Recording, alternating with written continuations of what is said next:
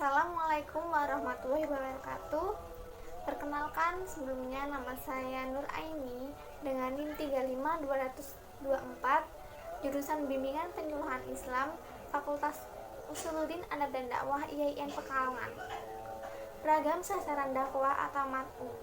Nah, kita pasti tidak asing lagi dengan kata tersebut ya, di mana mat'u adalah pihak yang dijadikan sasaran dakwah, baik secara individu maupun kelompok, dan baik itu muslim maupun non-muslim, jadi manusia secara keseluruhan. Nah, seorang dai harus memperhatikan berbagai karakter perbedaan yang ada pada diri masing-masing mat'u agar target dari dakwahnya tercapai secara maksimal. Nah, di sini ada salah satu hadis yang cocok sekali untuk pembahasan kita mengenai ragam sasaran dakwah. An Abi Musa an Nabi sallallahu alaihi wasallam.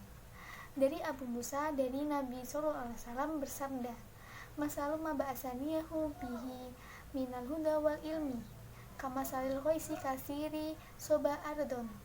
Fakana minha nakibata fa qamilati ma'a fa ambatatil kala'a wal ushba kasiro. Fakanat miha jadi bumsakati ma'a fanafa'allahu bihan nasa fasyaribu fasaqo wazaru'u.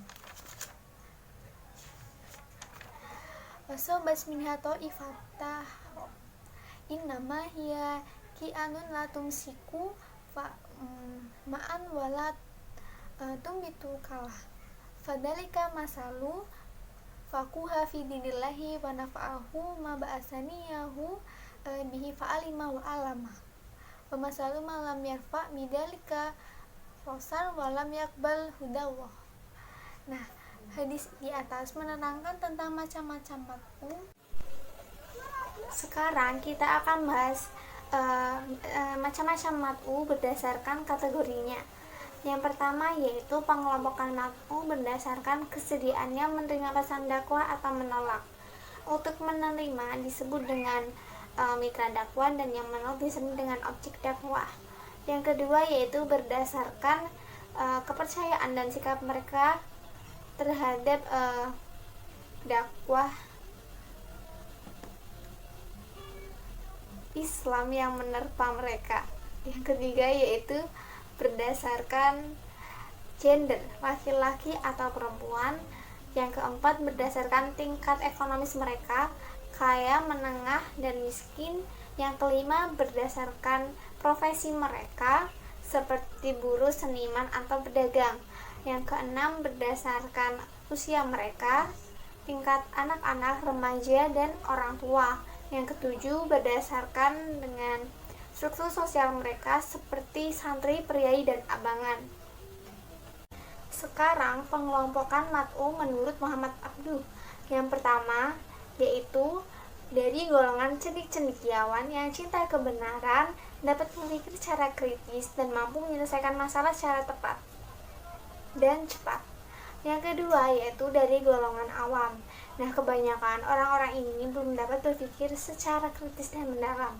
Untuk golongan yang ketiga yaitu berisi orang-orang yang senang membahas sesuatu tetapi dalam batas waktu tertentu saja, dan belum mampu membahasnya secara mendalam. Seperti itu ya. Nah, pengelompokan seperti ini sangat penting karena terkait dengan materi atau tema yang akan disampaikan oleh dai dan metode atau strategi yang akan mereka gunakan. Tadi sudah dijelaskan tentang pengelompokan mat'u. Untuk sekarang adalah problematika mat'u ya. Dalam berkegiatan dakwah tidaklah. Nah, problematika yang pertama yaitu tanah yang mendatangkan manfaat bagi dirinya sendiri dan orang lain. Nah, tanah ini menahan air sehingga menjadi sebuah danau. Tipe mat'u ini mampu mengambil pelajaran untuk dirinya sendiri dan memberi manfaat pada orang lain. Yang kedua yaitu tanah yang menjadi subur namun belum sampai menjadi sebuah danau. Nah, tipe mat'u ini adalah mat'u yang bisa mengambil pelajaran untuk dirinya sendiri namun belum mampu memberi manfaat pada orang lain. Yang ketiga yaitu tanah yang keras tandus, dan walau diguyur dengan hujan, airnya itu tidak akan menyerap, hanya berlalu saja. Nah, ini adalah tipe mat'u yang tidak mau menerima pesan dakwah. Bisa jadi karena mungkin sombong dan lain-lain. Dalam melaksanakan aktivitas dakwah, para pendakwah itu tidak hanya mengalami problem yang tadi sudah kita bahas ya, tetapi terjadi juga pada dalam diri mat'u. Yang pertama yaitu perbedaan persepsi, di mana mat'u ini memiliki kepercayaan atau pandangan yang berbeda.